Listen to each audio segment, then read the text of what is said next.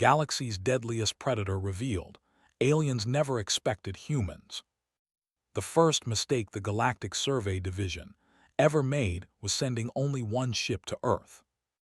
The second mistake was sending a Veth scientist named Goraz to lead the survey, not because Goraz was incompetent. He was one of the best field researchers alive. The mistake was that Goraz was honest, and honest people have a habit of writing exactly what they see. His report landed on the desk of the Survey Division Director at 600 station time, and by 900 it had been forwarded to 7 different departments, each of which had forwarded it to someone else. By midday the file had traveled to places survey reports never normally went. It had reached the Military Assessment Office. It had reached the Diplomatic Strategy Bureau. It had reached the office of the High Coordinator herself. Nobody could agree on what to do with it, but nobody could stop reading it either. The report began simply enough. Class 7 world, 3rd orbit, standard survey parameters. Then it changed. Goraz had been on Earth for 40 days embedded with a human research station in the southern continent as part of a quiet first contact protocol that humanity had not been fully informed about. He had gone in disguise through a cover story about a joint atmospheric study. He had gone in expecting to observe a developing species in a controlled way, take notes, leave. What he wrote in the report was this: I did not study them, they studied me. He explained. On day 3 of the survey, a human researcher named Nora had sat beside him in the common area of the station and asked him, in a tone of such casual directness that he had not known how to deflect it, why he breathed slightly differently when the air recycling system cycled off. Not accusatory, not suspicious, just curious. The way a person asks a question they have been quietly sitting with and finally decided was worth asking. He had given the cover answer. She had nodded. She had asked 2 follow-up questions that had been so precisely aimed at the weak points in his cover answer that he had spent that evening rewriting his field notes in a mild state of shock. On day 9, she had brought him food and asked if it was compatible with his biology. She had used the phrase his biology. When he had asked what she meant, she had smiled and said she was not entirely sure what she was looking at, but that she liked to be thorough. By day 15, she had not said anything more about it directly, but she had started leaving him alone in rooms with things he might find interesting. Research materials, old maps, a book about Earth's deep ocean life that she had placed on his desk with no explanation. She had noticed he moved toward water-adjacent spaces the way Veth do in cold climates. She had noticed this and acted on it quietly and without making anything of it. On day 30, she had sat across from him and said, very calmly, that she thought he was probably not from around here, by which she did not mean the southern continent, and that she wanted him to know that was fine with her and she was not going to cause problems about it. She just wanted to understand. Goraz had spent 17 years in xenobiology. He had first contact protocols memorized. He had training for exactly this situation. He had known what to do. He had told her everything. The report went into careful detail about the 40 days that followed. Nora had told 3 colleagues, each chosen with what Goraz could only describe as surgical precision. People she trusted, people who were practical, people who would not break. They had met in the evenings after work and asked Goraz questions for hours. Good questions. Questions that showed they had been thinking about the possibility of life beyond their world for years, and had already done the intellectual work of deciding how they felt about it. They had not been afraid. That was the part Goraz kept returning to in the report. He had been prepared for fear or excitement or denial.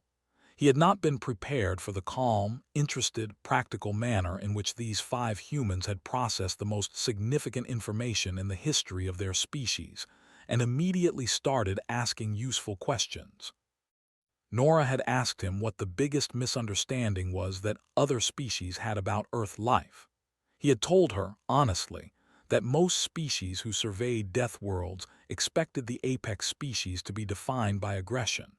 She had thought about this for a moment, and then said that aggression was probably the least interesting thing about humans, and that she hoped whoever was writing the reports would eventually notice that. He had put that line in the report word for word. The High Coordinator read it 3 times. She was a Thavian, old enough to remember the last 3 species that had been brought into the galactic community, and she had a reliable instinct for when something was about to change in a way that could not be changed back. She sent a message to her chief of staff. It said, "Find out which human they sent to the Vora Nexus exchange program. I want to know everything about them before the next council session." The chief of staff sent the file within the hour. 1 human, young, diplomatic background, name, Ren. She read the file and then read Gora's report again. She stopped at the same line she had stopped at twice before. The line where Gora's described what Nora had said to him on day 30, the day he told her the truth. Nora had not been surprised. She had leaned back in her chair and said, "We figured there was someone out there. We just did not think you would be subtle about it." The High Coordinator set the file down. Outside her office viewport, the stars were the same as they had always been. The universe was the same as it had always been. But Gora's report was sitting on her desk, and humanity had just, quietly and without any fanfare, looked at the most experienced xenobiologist in the survey division and seen straight through him in 3 days. She thought about what that meant for everything else they might see through. She did not sleep well that night. The Vora Nexus had a medical bay on level 7 that most residents never visited twice. Not because it was bad, because the head physician was a human named Ida, and spending time near Ida had a way of making other species uncomfortable in ways they could not fully explain afterward. She had been on the station for 2 years. She had come as part of the cultural exchange program, listed on her application as a trauma surgeon, and field medic with 16 years of experience across 3 continents of Earth. The station's medical director, a careful Breathiki named Sulo, had accepted her application with the comfortable assumption that a human doctor would be a useful novelty and not a significant disruption. He had been wrong about the second part.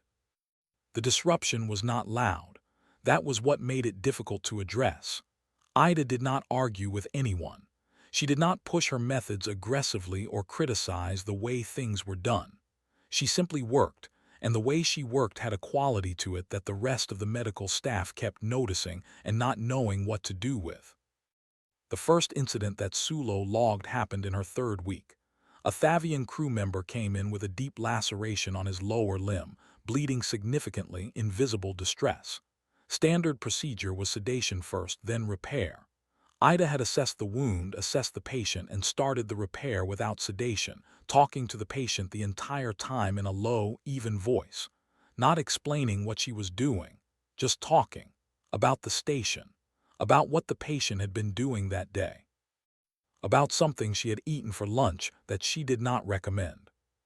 The patient had been so focused on responding to her questions that he had not registered the repair happening until it was mostly finished.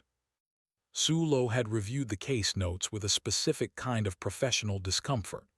The outcome was fine, better than fine, less recovery time than sedation typically allowed for. He could not find anything wrong in the file. He made a note about protocol deviation and moved on. The second incident was harder to categorize. A ship had come in with 3 survivors of a hull breach, 2 Breathiki, 1 Veth. All 3 were in serious condition. All 3 were also, which was medically irrelevant but practically significant, extremely frightened. Sulo's standard approach in high-distress cases was to treat the body and allow the psychology to resolve on its own schedule. Ida had treated the body and the psychology simultaneously. She had assigned each patient a junior staff member whose only job was to stay in physical contact with the patient during treatment. Not restraint, just contact, a hand on a limb, a steady presence. She had played sounds in the treatment room that she described as low-frequency ambient, which turned out to be recordings she had made herself using equipment from the station's geology lab. She had spoken to all three patients as if they were already recovering, not as if recovery was something that might happen. All three had stabilized faster than the admission data suggested they should. Sulo added another note about protocol deviation. The notes were getting longer. The case that finally sent him to Ida's office directly was not a trauma case. It was a urine delegate, a gas cloud being named Vel, young and away from its collective for the first time, who had been brought in experiencing what Sulo had initially classified as a standard atmospheric regulation failure. The containment sphere was functioning correctly. The problem, Ida told him after 20 minutes with the patient, was not the sphere. It was something closer to what humans called grief. Vel had been separated from its collective for 8 months and was, by any reasonable measure, lonely in a way that was starting to affect its physical stability. Sulo had not been taught to treat loneliness. He had been taught to treat containment failures. Ida had spent 2 hours with Vel doing something she called presence work, which as far as Sulo could tell involved sitting very close to the containment sphere and talking softly and sometimes just being quiet. When she came out, she had given Sulo a list of recommendations that included changing Vel's station assignment to a more communal area, arranging regular communication windows with the collective, and finding one other urine on the station to visit twice a week. None of these were medical interventions. All of them worked. Sulo sat in his office and stared at his case log. He had worked in medicine for 30 years. He was good at what he did. He had never felt inadequate in his own medical bay before, and he was struggling to identify whether what he was feeling now was inadequacy or something more specific. He thought it was the latter. What he was feeling was the particular unsettlement of realizing that someone near him had a different model of what medicine was for. Not a better or worse model. A different one. One that included things his training had never addressed because his training had assumed those things were not part of the job. He sent Ida a message asking if she had time to talk. She replied immediately, "Yes. Bring tea if you have it. I have been on shift since 500. He brought tea. They sat in her small office surrounded by the medical files she kept in physical form because she said screens made her feel distant from the information. And Sulo asked her directly, "What do you think medicine is for?" She thought about it for a moment.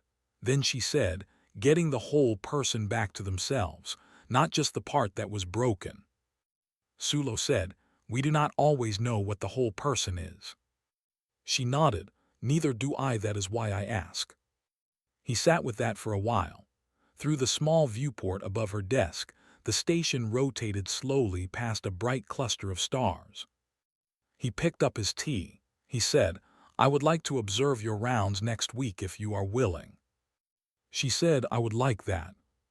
He filed a new case note when he got back to his office. This one did not say protocol deviation. It said, "Methodology under review. Consider integration."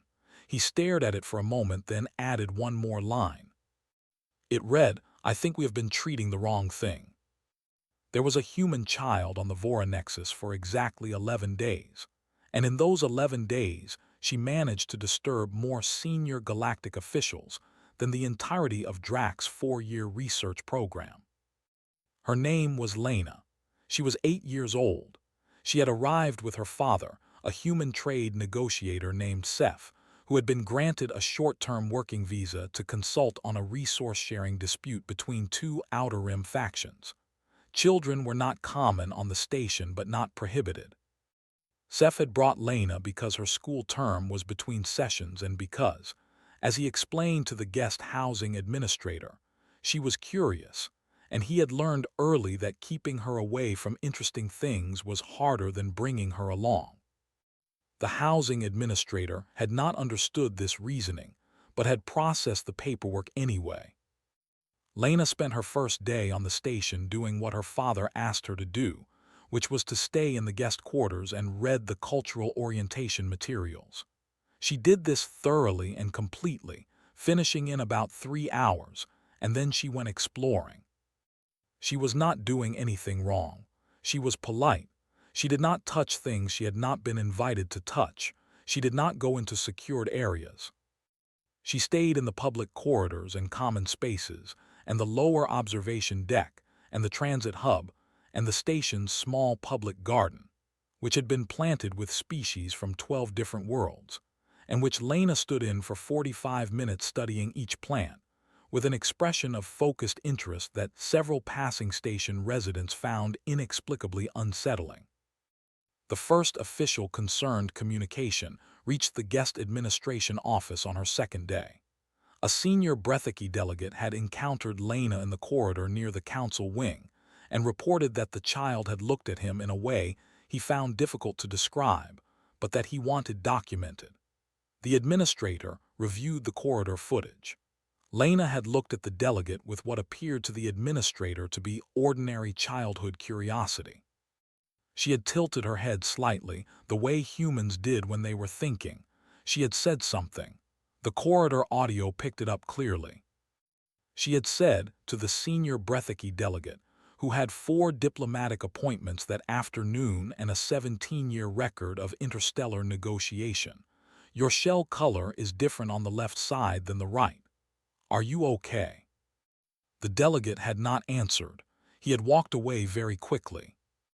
The administrator filed the communication as low priority and moved on.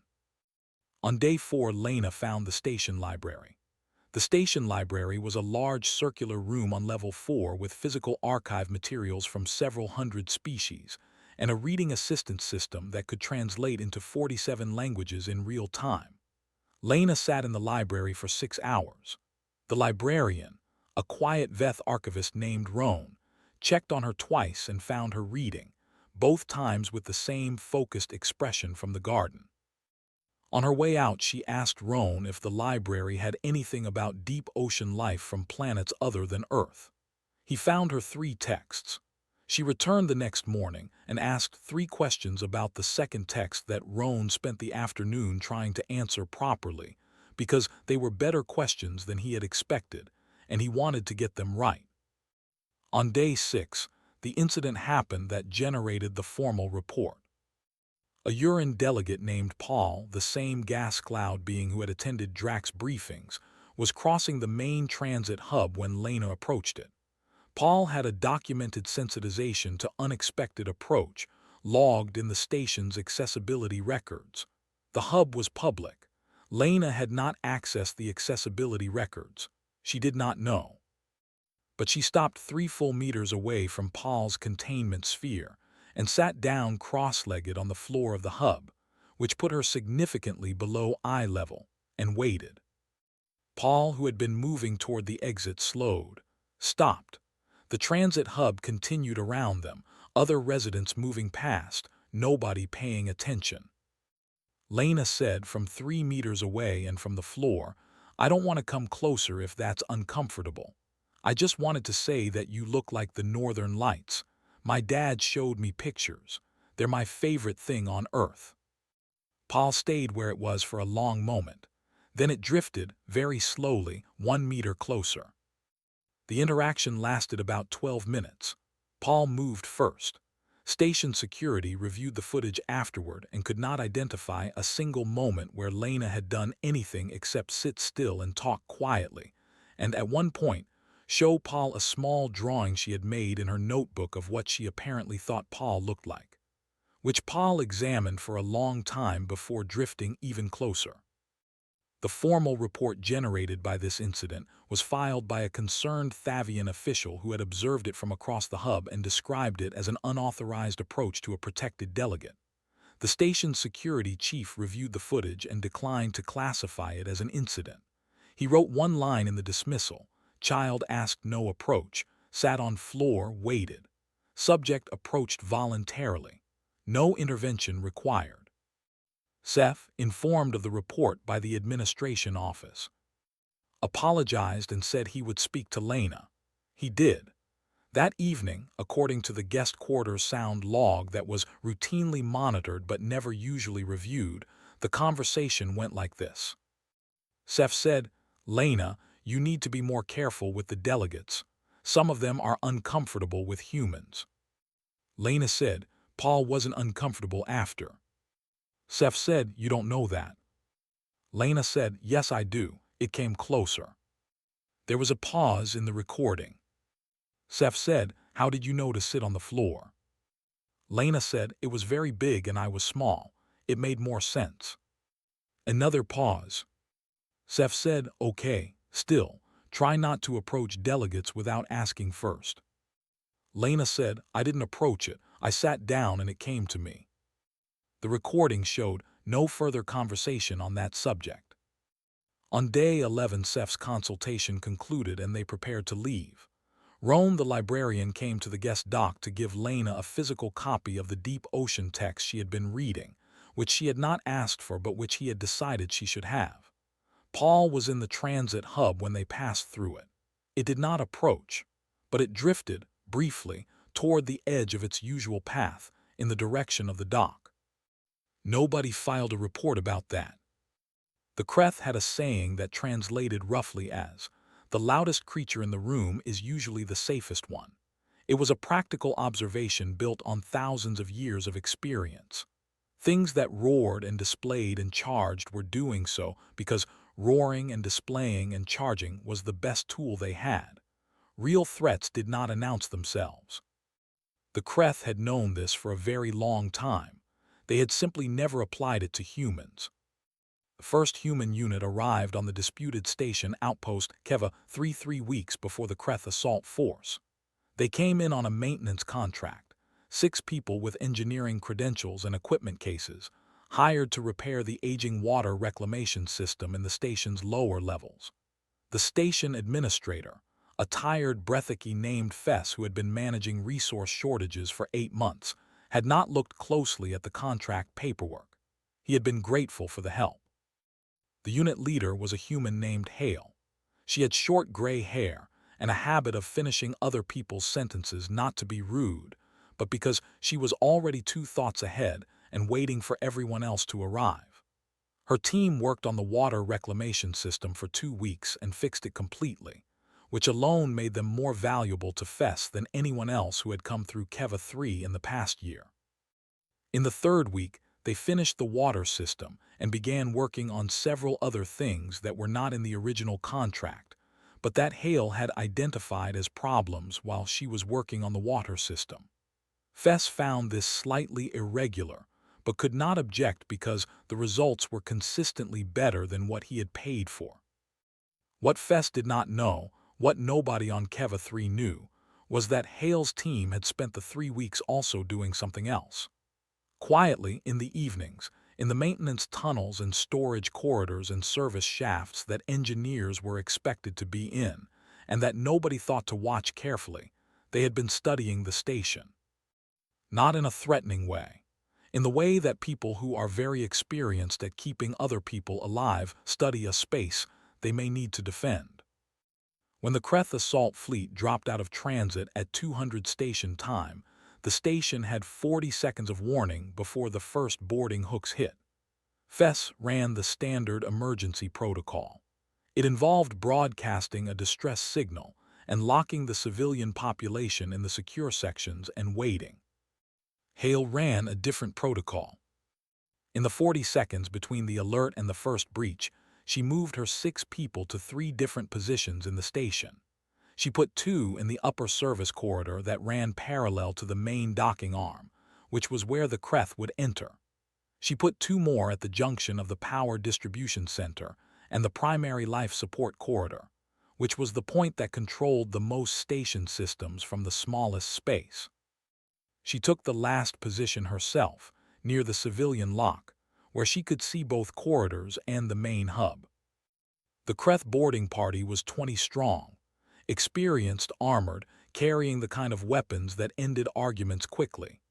They breached the docking arm and moved into the station in a practice formation, expecting the standard response: frightened civilians, minimal resistance, a fast and clean operation. They found the lights going out. Not all at once. Section by section, starting from the outer ring and moving inward, the way a person closes shutters against weather. Hale's team in the power distribution center had spent 2 weeks learning every circuit on the station. They did not cut all power, life support, gravity, and civilian sector lighting stayed on. Everything else went to emergency minimum, which on Keva 3 meant dim red strips along the floor that were useless for the kind of helmet sensors the Kreth used, because the red frequency interfered with their night vision calibration in a way that took about 4 minutes to manually correct. 4 minutes in a breach situation was a very long time. The Kreth commander, a veteran named Burak, had been in dark breaches before. He ordered his team to hold and correct their sensors. They held. They corrected. The lights came back on briefly and then went out again in a different pattern because Hale's team had shifted their approach. Burak was good. He adapted. He split his team, sent one group toward the power center directly, kept the other moving toward the civilian lock. He was methodical and fast, and he had done this many times. What he had not done was fight people who had spent 3 weeks memorizing every junction, hatch, and corridor access panel on the station he was trying to take. The 2 humans in the upper service corridor did not fight the Kreth directly. They moved ahead of them, always just out of reach, and every 30 seconds something changed. A hatch sealed. A side corridor vented a burst of recycled air that obscured sightlines for 4 seconds. A sound came from the wrong direction. Burak's team was always arriving somewhere that had just been vacated by something that knew the space better than they did. Hale, from her position near the civilian lock, was watching 3 different monitors showing corridor feeds. She was also talking, not loudly, into a comm link to her team, a constant quiet stream of information. Left junction clear, 2 moving toward your position. Hold now. It went on for 40 minutes. At the end of 40 minutes, Burak had 3 of his 20-person team with injuries from hatch edges and floor panels that had been in places his map said they should not be. He had not reached the civilian lock. He had not secured the power center. He had not achieved any of his objectives. His team was exhausted, frustrated, and operating in a space that felt, he would later struggle to describe this, like it was thinking. He ordered a retreat to the ship. He sat on his ship and reviewed the operation. 20 experienced fighters against 6 humans in an engineering contract. He listed the resources his team had had: weapons, armor, numbers, surprise, established breach protocol. He listed what the humans had had: knowledge of the space, preparation, darkness, and what he could only classify as patience. The distress signal from Keva 3 had reached a relay station during the operation. A Galactic Transit Authority response unit was already en route. Burak filed his own operation report.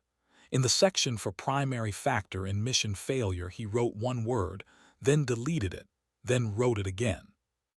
The word was ready. They had been ready. 3 weeks before anyone fired anything, before any threat was declared, before any formal conflict existed, they had been ready. Not loudly, not visibly, just thoroughly, quietly, comprehensively ready, the way something is ready when being ready is simply what it does. He sent the report. He did not feel like a failure. He felt like he had learned something important that he was not sure he wanted to know. The thing nobody had predicted about humanity, joining the galactic community, was that they would be so interested in everyone else. The Galactic Assembly's Integration Office had a well-tested protocol for bringing new species into contact with established ones. It was built on centuries of experience and had a strong track record. The core assumption behind the protocol was this: newly integrated species needed time, support, and careful management because they would be overwhelmed by the scale and complexity of the galactic community. They would need guidance. They would need patience from established members. They would need to be eased in slowly. The integration officer assigned to humanity was a senior Thavian named Preth. She had 22 years of experience. She had integrated 9 species. She was very good at managing the overwhelm. She was not prepared for the opposite problem. Ren had been on the Voronexus for 6 months as humanity's first exchange diplomat when Preth formally checked in with him for his midterm assessment. She had a standard set of questions. Was he finding the environment manageable? Was the cultural workload sustainable? Did he require additional support resources? He said politely that everything was fine and asked if she had any recommendations for who he should talk to next. She had asked him what he meant. He said he had been working through the list of assembly member species she had given him in the orientation packet, meeting representatives, learning what their main concerns were in the current session, understanding their history with the assembly. He had gotten through about a third of the list. He wanted to make sure he was prioritizing correctly. Preth reviewed her notes from his orientation. She had given him that list as background reading material. She had not expected him to treat it as a task list. She asked how he had been approaching the meetings. He showed her his notes. 40 pages of careful, organized observations about 32 different species, their representatives, their current political positions, their relationships with each other, and several observations about patterns he had noticed in how different species communicated that he thought might be useful to know. On page 12, he had written a small diagram of the social dynamics in the council chamber that was more accurate than the one Preth's own office used internally. She asked him how he had gathered all this information. He said mostly from talking to people. He added that most of the representatives seemed surprised that he wanted to talk to them directly, and that several of them had been so unused to being asked about themselves that they had talked for much longer than he had expected. Preth filed an unusual flag on his assessment form, not a negative flag. The form did not have a category for what she wanted to flag, so she used the general comments section. She wrote, "Subject is functioning significantly above integration baseline, showing unexpected interest in assembly dynamics and relationships. Does not appear overwhelmed, appears to be doing the overwhelming." She did not mean this as a criticism. She was genuinely uncertain what category it fell into. The situation developed further over the next 3 months and came to a head during the session on Outer Rim Trade Corridor rights, which had been in dispute for 11 years, and which every senior assembly diplomat had privately agreed was probably unresolvable in the short term. Too many parties, too many competing interests, too much accumulated history. Ren had been observing the sessions. He had not been invited to participate. He was still exchange status, not full diplomatic standing. He observed from the gallery. After the fourth session collapsed without agreement, Ren sent a private message to a Brethiki delegate named Asan and a Veth faction representative named Gala. The message was brief. It noted that both of their factions had a shared concern that neither had raised in the public sessions, a concern about secondary route access that was related to but distinct from the main corridor dispute. It asked if they would be willing to meet informally and talk about that specific issue separately. Both replied yes, with what their respective staff members noted was a speed that suggested they had been waiting for someone to mention it. Preth found out about the meeting afterward from Asan's staff. She pulled Ren aside and asked him to explain his thinking. He said he had been listening to the sessions and reading the background materials, and the secondary route issue kept being the actual problem underneath the stated problem, but nobody was raising it directly because the public session format made it politically difficult to separate from the main dispute. Preth asked how he had known it was safe to raise it privately. He said he had talked to both Asan and Gala individually over the previous 2 months and had a reasonable sense of what they actually wanted versus what their public positions required them to say. She asked why he had put that effort in. He looked slightly puzzled by the question and said, because it mattered and they were interesting people. The secondary route agreement was finalized in 3 weeks. It did not resolve the main corridor dispute, but it removed the underlying friction that had been making the main dispute unresolvable. And 3 months later, the main corridor agreement was signed for the first time in 11 years. Preth updated his integration assessment. She had written the first one carefully within her established categories. This one she wrote differently. She abandoned the categories and wrote in plain language what she actually thought. She wrote, "I was assigned to manage this person's integration into the assembly. I have spent 9 months watching him integrate himself, which is not the same thing and is not something I have encountered before. He does not need management. He needs access because the thing he is doing, which is understanding people, and using that understanding to find the connection between what they want and what other people need, is not a diplomatic technique he was trained in. It is simply what he does." She paused, then added one more line. "I think we should give him full standing, not as a courtesy to humanity, because we have 11 other disputes that look like the corridor situation, and I would like to see what he does with them." The standing was granted 6 weeks later. The announcement went through the standard administrative channels and drew no particular attention. Most assembly members did not notice. Wren noticed. He sent Preth a short message saying thank you. Then he went back to his notes and started reading the background materials on the 11 remaining disputes. The last thing anyone expected was for the Veth Elder Council to ask a human for advice on how to die. The request came through official channels, which made it harder to ignore than it might otherwise have been. It was addressed to Wren, now in his 2nd year of full assembly standing, and it was signed by all 7 members of the Veth Elder Council, which was significant because the Veth Elder Council rarely agreed on anything and had not issued a joint document in 30 years. The problem was this. The Veth homeworld had a moon, Sela, and Sela was dying, not quickly. Over the next 4 generations it would lose orbital stability, break apart, and the debris field would make the inner system extremely dangerous for long-term habitation.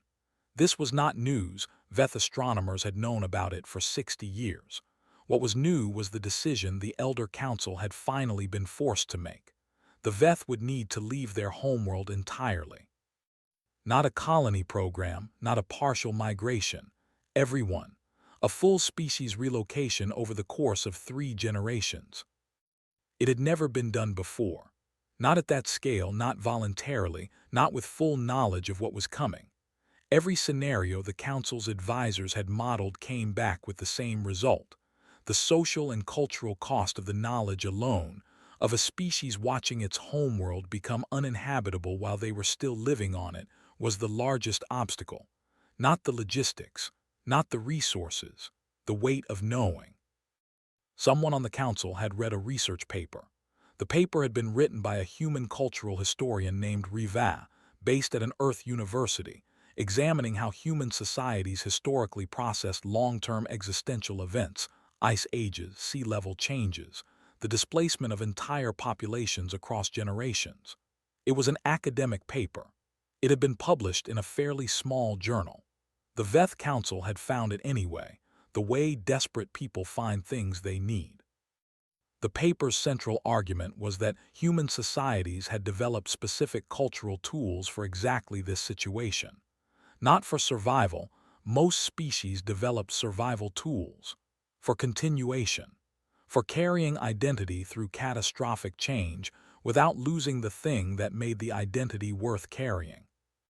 The Council had requested a meeting. Wren had spent 2 days before the meeting reading everything he could find about Sela, about Veth history, about the paper. He had also called Riva and talked to her for 3 hours. She was a careful, precise person who chose her words the way a surgeon chose instruments, and she had told him plainly that her paper was descriptive. Not prescriptive.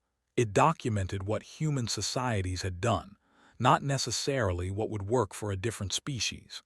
She also told him that the most important factor in every case she had studied was not the method. It was whether the people doing it believed it was possible to survive and remain themselves. He had written that down. The meeting was held in the Elder Council's formal chamber on the station's diplomatic level, a room Wren had not been in before, high-ceilinged, lined with Veth materials in colors that shifted slowly the way cold stone shifts in changing light. The 7 elders were arranged in a curved formation. The eldest, a Veth named Kale, spoke first. She said that they had read everything they could find about human history of displacement and survival, and that they wanted to understand something that the documents did not fully explain. She said, when humans knew something they loved was going to end and could not stop it, how did they bear it? The room was very quiet. Ren was quiet too for a moment. He had thought about this question since he first read the council's request. He had also thought about his grandmother, who had lived through a flood that took her city and spent the rest of her life in a place that was not home, and who had kept in a small box a handful of soil from the original ground. Not enough to build on, just enough to remember what the original ground had felt like. He said they did not try to stop feeling it. They felt it fully as long as they needed to, and while they were feeling it, they also kept doing ordinary things. They cooked food. They told the stories of the place to their children. They kept the specific words they used for specific things because the words carried the place inside them even when the place was gone. They let themselves grieve while they were still living. He paused. He said, the ones who survived intact were not the ones who found a way to hurt less. They were the ones who decided that the grief was worth having because what they had lost was worth grieving. Kale was still for a long time. The other council members had the particular stillness of people hearing something they already knew and had been waiting to be told. She asked, how do we teach this to our children who will never see Sela intact? He said, you describe it to them so clearly and so often that they grieve it too. Then they carry the grief the same way you do. The loss becomes part of what they are, not an absence but a shape, something they can pass on. He left the formal chamber 3 hours later. He stood in the corridor outside and did not move for a while. His throat felt tight in the particular way it did when he was keeping something controlled that did not want to be. He thought about Sela, about 4 generations of Veth watching a moon they had navigated by, made calendars from, written poetry about, slowly stopped being what it was. He thought that the galaxy was very large and full of things losing other things, and that humans had perhaps survived as long as they had not because they were good at avoiding loss, but because somewhere along the way they had learned to carry it without being crushed. He thought that might be the most human thing there was, not the hunting, not the endurance, not the calm in dark places. This, the willingness to sit with a grief you could not fix and help someone else sit with theirs. He walked back toward his office. He had 11 disputes waiting, and new notes to write, and a message to send to Riva telling her that her paper had been read by 7 people who needed it very much. Behind him in the formal chamber, Kale was speaking quietly to her council. She was telling them that they would begin the Cultural Archive project. They would record everything, every word for every ordinary thing, every song, every name for every feature of the land, every phrase that existed only in Veth and had no translation. They would grieve and they would document, and they would teach their children to do both. And 3 generations from now, a Veth child born somewhere other than the homeworld would still know what the soil of the original ground had felt like. Because someone had kept it for them. Because someone had decided that the things worth loving were worth the cost of losing. Somewhere across the galaxy, a small blue world turned slowly in the dark, and on it, and off it, scattered through the stars and ships and stations and borrowed corners of other species' space. Its people kept doing what they had always done. They remembered, they held on, they passed it forward. It was not the most powerful thing about them, but it was the most human.